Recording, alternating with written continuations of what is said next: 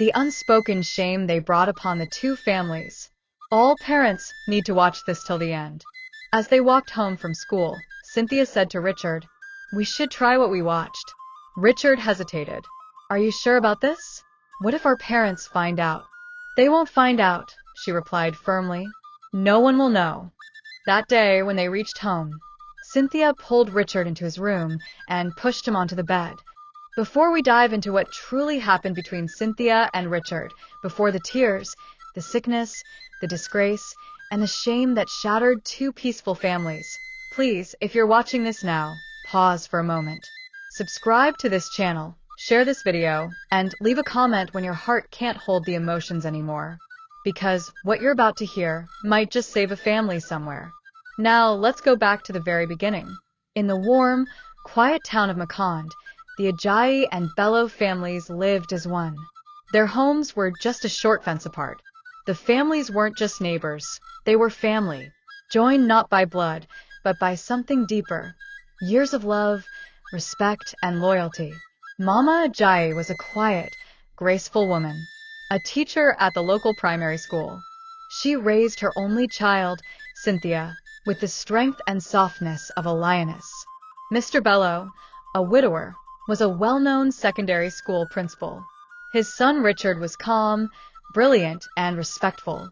Since they were toddlers, Cynthia and Richard had done everything together, from bath time to playtime to school. Wherever Cynthia was, Richard wasn't far behind. People in Makand called them twins, even though they weren't born by the same parents. But they didn't mind. They liked it that way. There was no awkwardness, no space between them. They finished each other's sentences, protected each other from bullies, and celebrated each other's wins. It was a friendship that made people smile. But what no one knew was that something was growing underneath all that sweetness. Something that would ruin everything. It started with one random afternoon. The sun was calm. The breeze was lazy. Cynthia and Richard had just returned from school, tired and sticky with sweat. Exams were coming, and they always studied together in Richard's room. The curtains were drawn. The fan was spinning lazily. Cynthia sat cross-legged on the bed, flipping through her biology notes. But that day, Cynthia wasn't focused. Her eyes kept drifting back to her phone screen. Then she'd glance at Richard, then back at her screen. Richard noticed. "What's that?" he asked, moving closer. Cynthia turned the screen away. "Nothing," she said, smiling. But a few minutes later, she showed him anyway. It was a video. Something they weren't supposed to be watching. Something meant for adults. Richard's eyes widened. He reached to pause it, but Cynthia didn't let him. "Don't be a baby," she said. He looked at her. "Cynthia," she smiled again. That smile that always got Richard to agree to anything. They watched. For a long time, no one spoke. Then Cynthia leaned closer and said those words. "We should try what we watched." Richard's stomach twisted. "Are you sure about this? What if our parents find out?" "They won't," she said. "No one will know." That was the day it all started. Cynthia locked the door to Richard's room. She pulled him onto the bed, and in the silence that followed, they crossed a line they never even imagined they could. It wasn't romantic. It wasn't beautiful. It was strange. Quiet. Tense. Afterward, they didn't speak much. Cynthia stood up, adjusted her clothes, and picked up her books like nothing had happened. Richard sat there confused. The fan kept spinning. A voice in his head kept screaming, "What have we done?" But when they walked into the living room and saw Mama Ajayi watching TV, Cynthia smiled and greeted her normally. "Good evening, Mummy." "Cynthia, hope you're reading. Exam is near." "Yes, Ma." Richard stood behind her, quiet. He felt sick. One time turned into two, then three, then more. Every day after school, after lessons, after homework, Cynthia would pull Richard into the room. And even though he didn't feel good about it, he stopped saying no. Because part of him was curious. Part of him liked the feeling. But every night, as he lay on his bed, guilt ate him like termites eating dry wood. He couldn't look his father in the eye. He started to avoid family prayers. He started to withdraw. Cynthia, on the other hand, was different. She became more cheerful, more confident. She would even tease Richard in front of others, nothing obvious, just subtle hints. A brush of a hand, a look. The secret bound them tighter, but it also began to rot something deep within. Then one morning, Cynthia woke up feeling sick. At first, she thought it was nothing. A little stomach upset, maybe something she ate. But the nausea didn't stop. She vomited after breakfast. She couldn't concentrate at school. Her mother took her to the local clinic. That night, Mama Jai came home from the clinic shaking. She slammed the door behind her and called Cynthia to sit. "What is this I'm hearing?" Cynthia sat, eyes wide. "What do you mean, Mummy?" "You're pregnant, Cynthia." "Pregnant? How?" The room froze. Cynthia didn't speak. Tears welled up in her eyes. "Who is responsible?" her mother screamed, her voice cracking. Silence. Then Cynthia whispered, "Richard." The news spread like fire. 2 respected families. 2 innocent children. Now bound by a secret that was no longer hidden. Mr. Bello was heartbroken. He couldn't believe what he was hearing. "My son? My Richard? No, no, he's just a boy." But Cynthia was firm. "It's him. I swear." Mama Ajayi wept. "After all my sacrifices, all the warnings." Richard didn't deny it. He couldn't. He stood there like a shadow of himself as his father broke down and wept on the floor. Neighbors started whispering. Church members avoided them. Macon Town became a place of shame for both families. But nothing compared to the pain of Cynthia's condition. She couldn't eat. She couldn't sleep. She cried every night. Guilt swallowed her whole. She said over and over, "It was my fault. I started it. I dragged him into it. I ruined us." But it was too late. Weeks passed. Cynthia's body grew weak. The pregnancy was not going smoothly. Doctors said her body was too stressed. Her blood pressure was too high. Her mind was unstable. One night, she collapsed. Richard was there.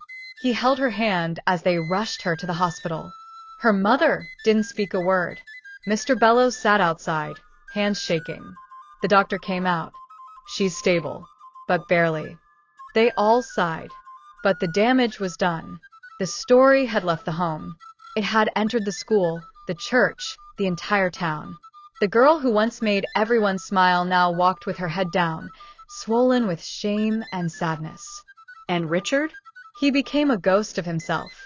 2 days after Cynthia was discharged from the hospital, both families gathered in the Bellows sitting room.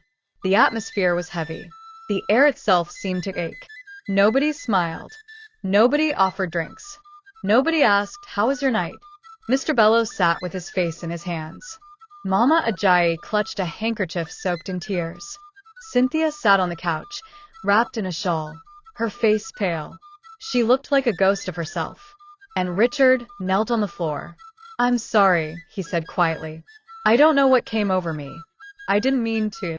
"Stop," Mr. Bellows snapped. "Don't say it. Just don't." Mama Ajayi shook her head. "They're children. But this mistake is not small." "Not small," Mr. Bellow repeated, bitterly. "It has destroyed everything we built.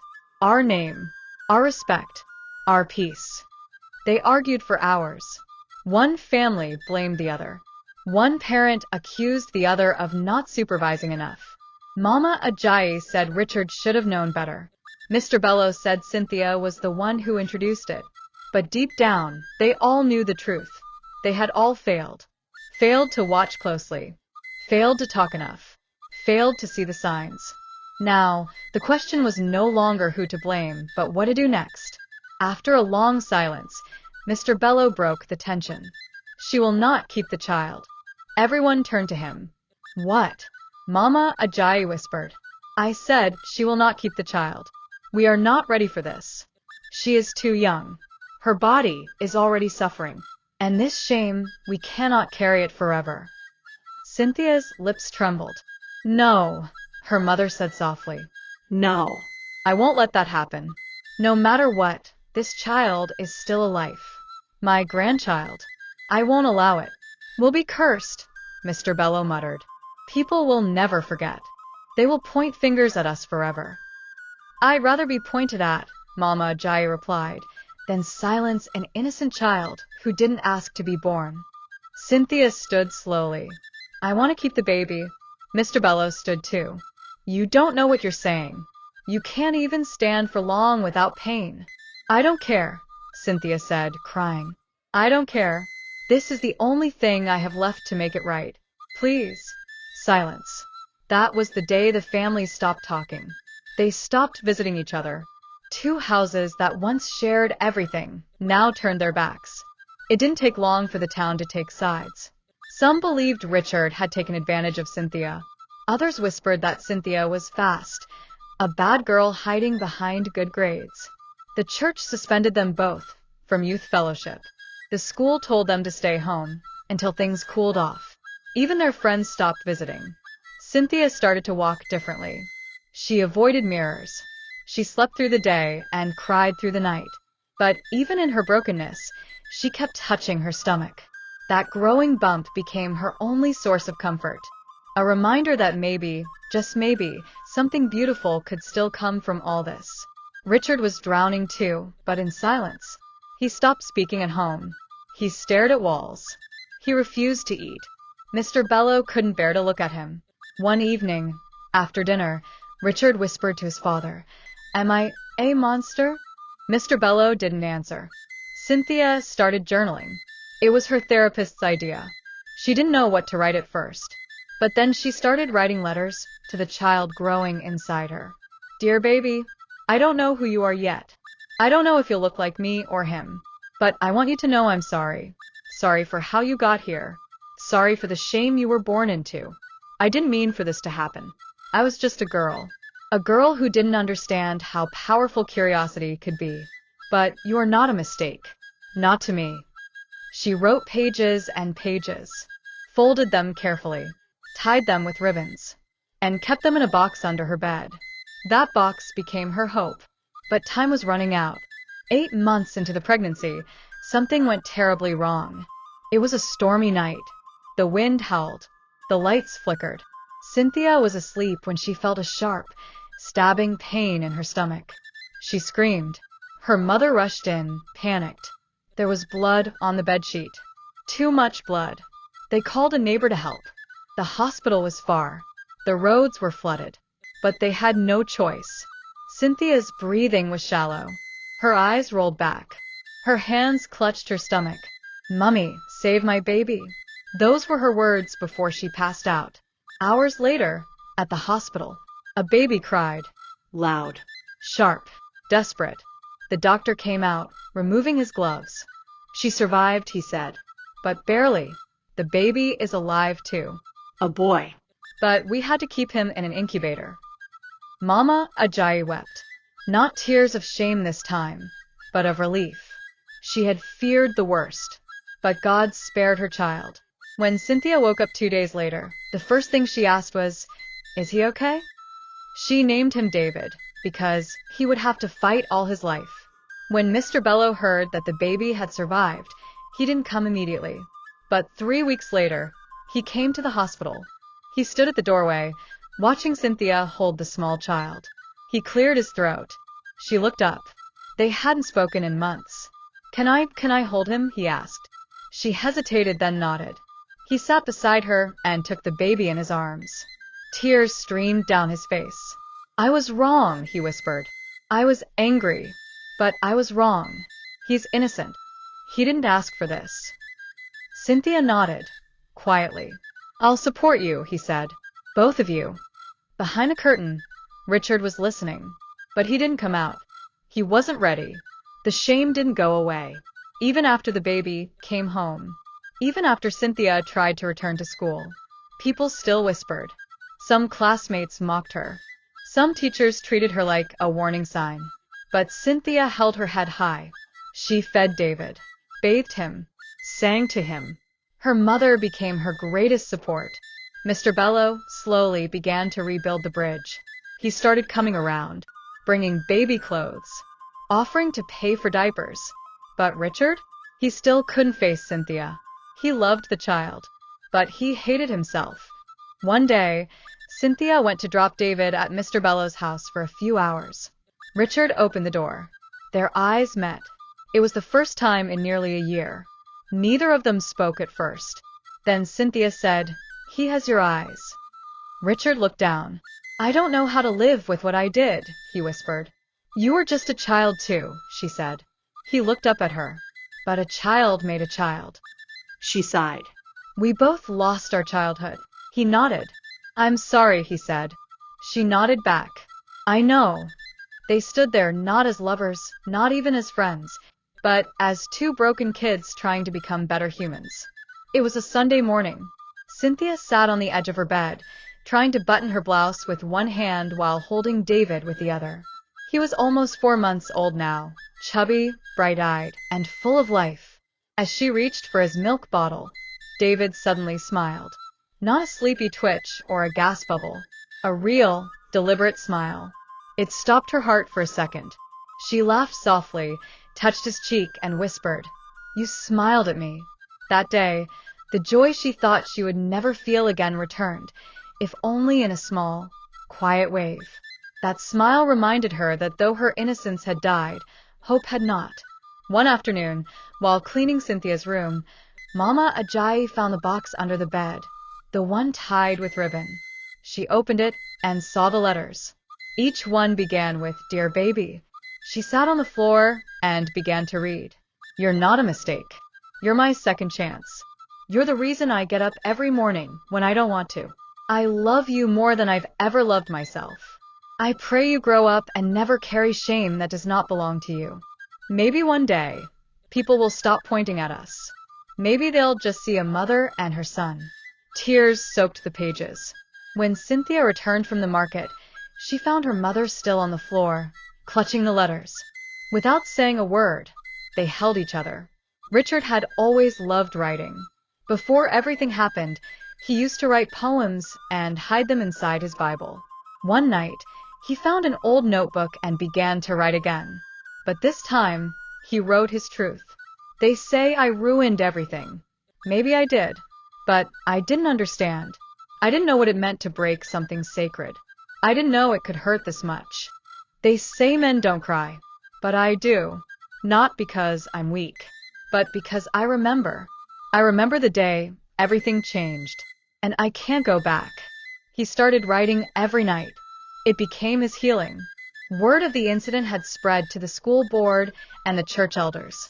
A meeting was called, a town hall gathering where parents, teachers, and community leaders could talk about what had happened.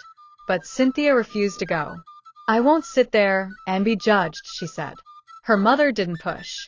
But Richard went. He stood before a crowd of about 80 adults, elders, mothers, youth leaders. He was nervous, but he read a poem he had written. "We were children raised like siblings. We were innocent until we weren't. We played, we laughed, we crossed a line. Now 2 families carry the stain." He looked up and said, "We didn't know. That's the worst part. We didn't understand what we were doing. And nobody warned us enough. Parents, please talk to your children before the world teaches them in the hardest way." There was silence in the hall. Some people nodded. Some wept. For the first time, the shame shifted from blame to reflection. A young journalist named Rena attended the community meeting. Moved by Richard's words and Cynthia's story, she reached out to both families. "I want to make a short film," she said. "Not for gossip. Not to shame you, but to teach. To show parents how quickly innocence can become trauma." At first, both families refused. But Cynthia thought about it. "If this can stop one girl from going through what I went through, then maybe it's worth it." She agreed. So did Richard. The short film, titled Before We Knew, was released quietly online. Within a week, it had 200,000 views. And counting.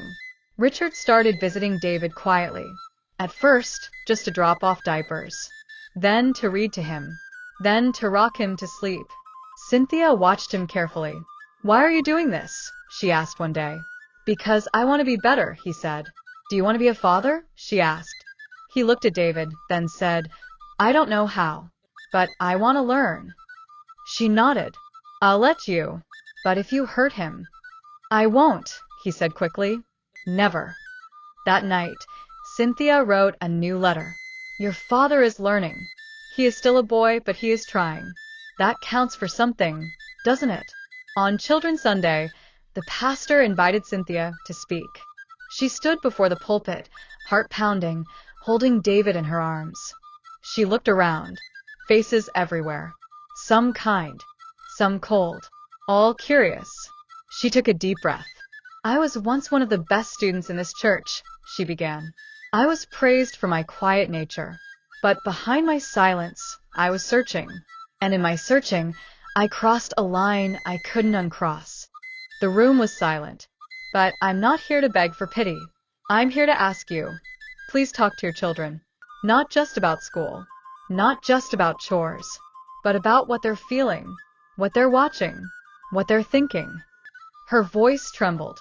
I didn't lose my way because I was bad. I lost my way because nobody told me how to walk through curiosity. When she finished, the hall stood in applause. Some people cried. Some repented. But all were moved. Moved by the response, the church started a workshop called Speak Early. Mama Ajayi was invited to share her experience as a parent. She told her truth. I thought I was protecting her by not talking about those things.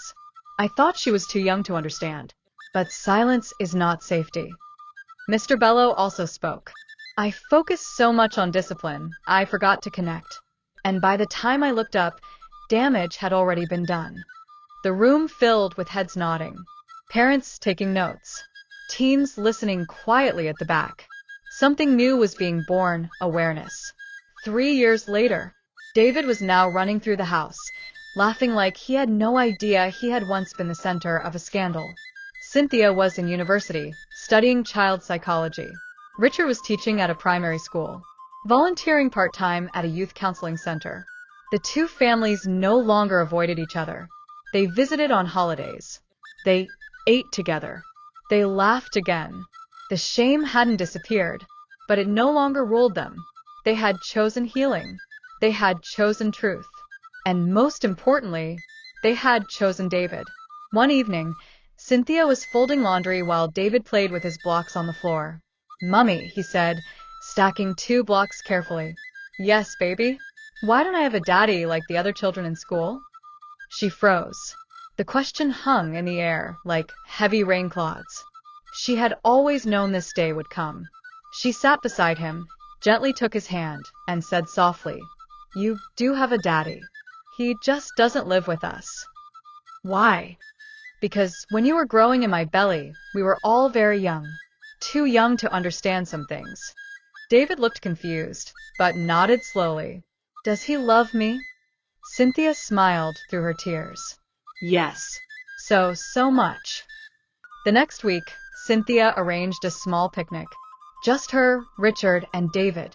They sat on a wooden bench under the mango tree behind the house.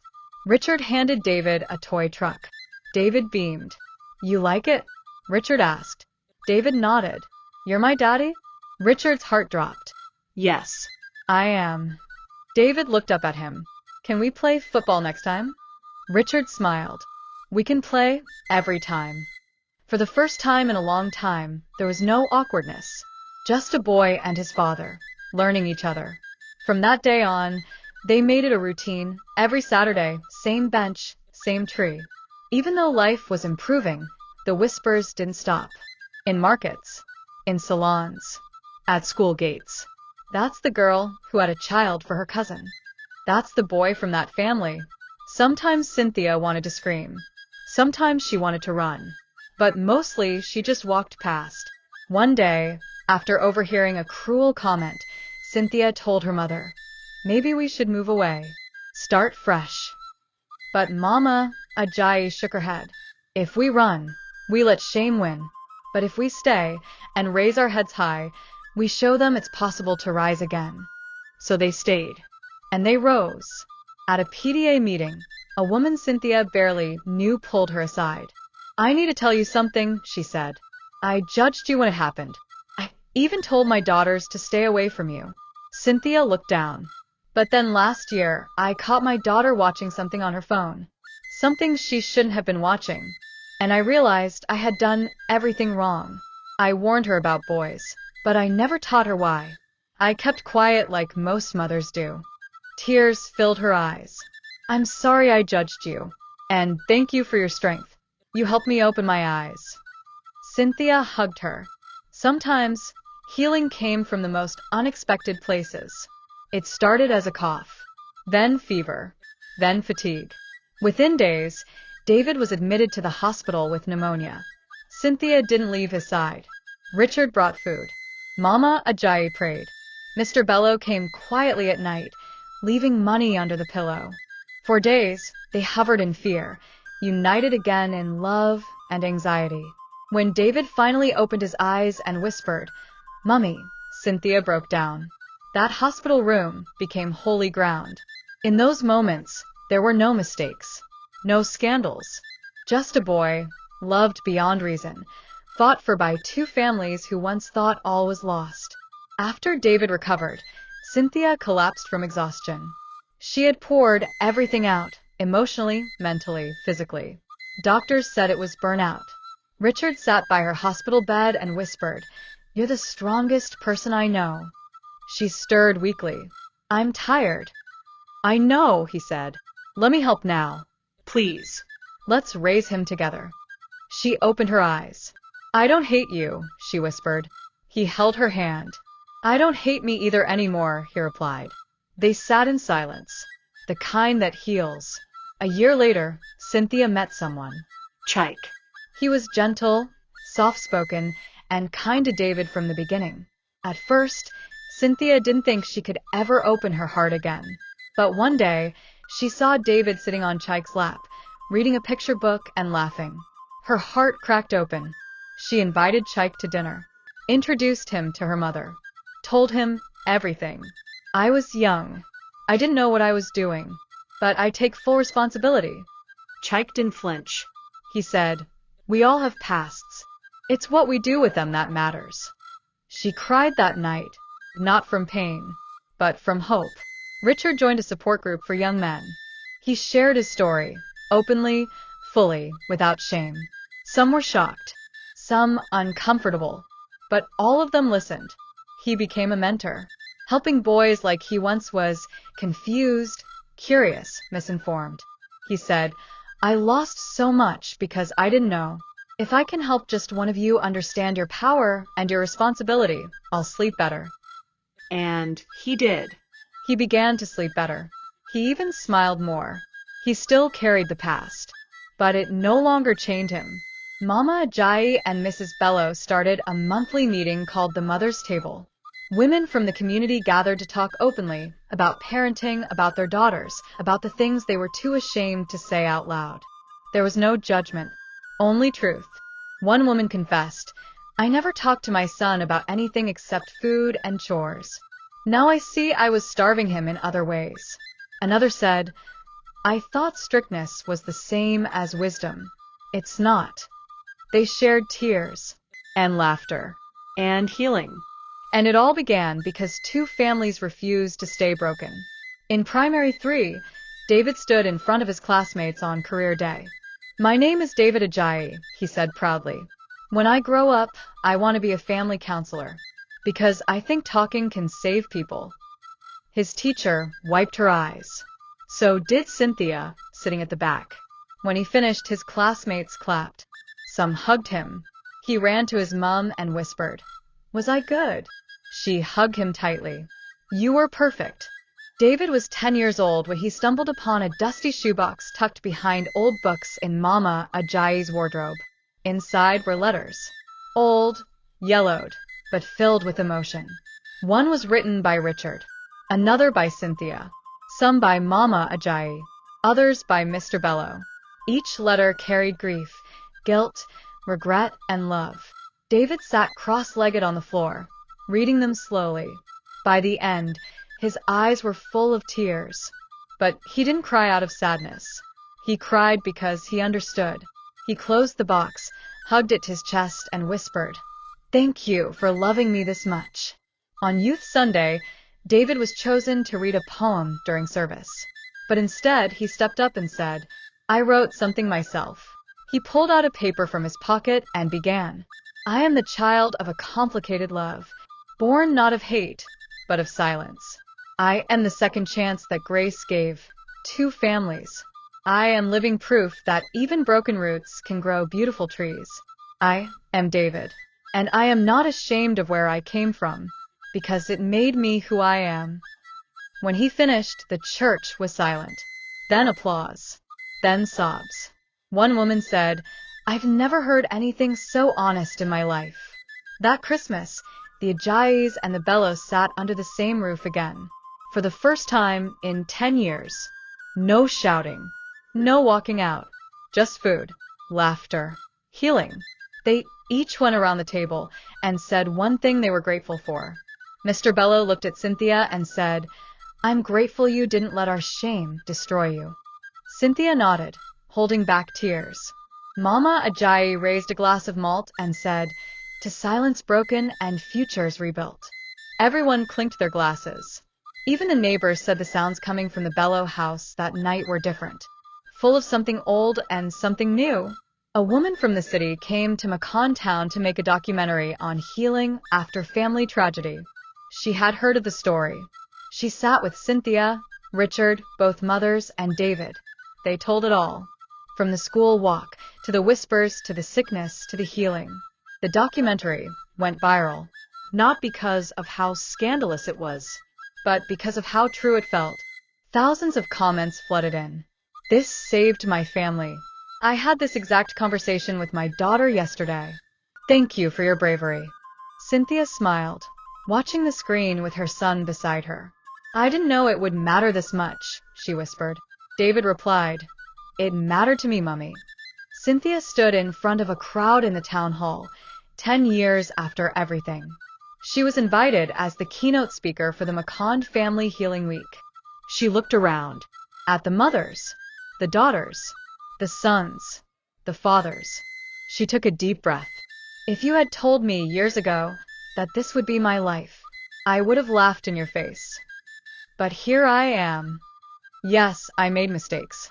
Yes, I walked through fire. But I came out alive, and stronger. And if my story helps just one parent, one child, one family." She paused, holding back emotion.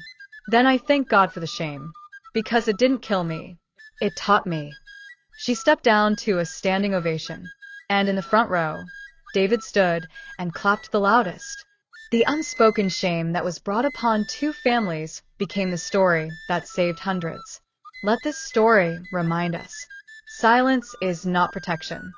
Fear is not wisdom. And love, when brave, can rise from even the deepest ashes. To all parents, please have the conversations before the world does. If this story touched you, subscribe to Tales by Amma. Share this video with someone who needs to see it. You might just save a life.